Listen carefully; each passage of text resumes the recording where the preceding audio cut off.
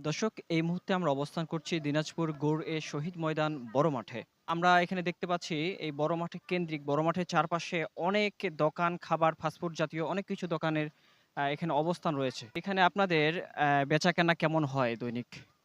দৈনিক মোটামুটি ভালোই হয়। আগের চেয়ে একটু আরকি কম। মানে এখন ব্যবসা পরিস্থিতি খারাপ। মানুষের হাতে টাকা-পয়সা একটু সংকট। যার কারণে এখন ব্যবসা-বাণিজ্য খুবই খারাপ। হালকা বলতে গেলেই চলে। আগে যেখানে বেচতাম ২২০০, ৩০০০ সেখানে এখন মনে করেন গড়ায় নামে আসছে মনে করেন ১০০০, ১৫০০। আচ্ছা, এটা কি মেলা কেন্দ্রিক যখন মেলা হচ্ছিল তখন বেশি হচ্ছিল? হ্যাঁ, সে তু মেলা চলাকালীন একটু বেশি হচ্ছিল। যখন মেলা চলছে তখন একটু বেশি ছিল। সে তুলনায় কিছুটা কম।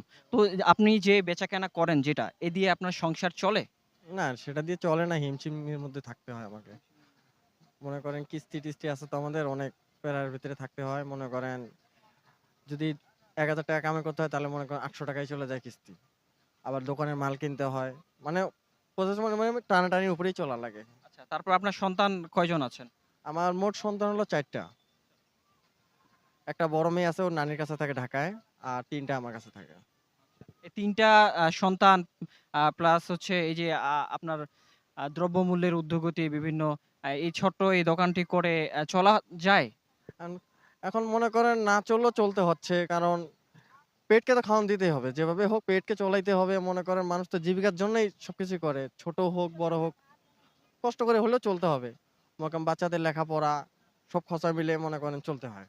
এছাড়া তো কোনো দেখি না। মনে করেন দ্রব্যমূল্য যেভাবে বাড়তেছে এভাবে তো মনে করেন বাড়তে থাকলে তো মনে করেন গরিব মানুষ তো অনাহারেই মরবে। এখানে যে বসছেন এতগুলো দোকান আপনারা, এখানে কি আপনাদের কাউকে কোনো চাঁদা বা এরকম কিছু দিতে হয়? না, না এরকম কোনো চাঁদা-টাদা দিতে হয় না।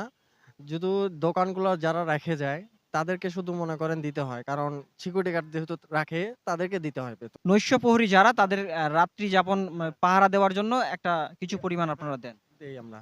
মানে আমরা দেই না বলতে গেলে যারা দোকান আরকি একবারে রেখে দেয় তাদেরকে দিতে হয়। আমরা দেই না। আমরা কোনো সময় চাঁদা-টাদা দিইও না, বলতেও পারব না।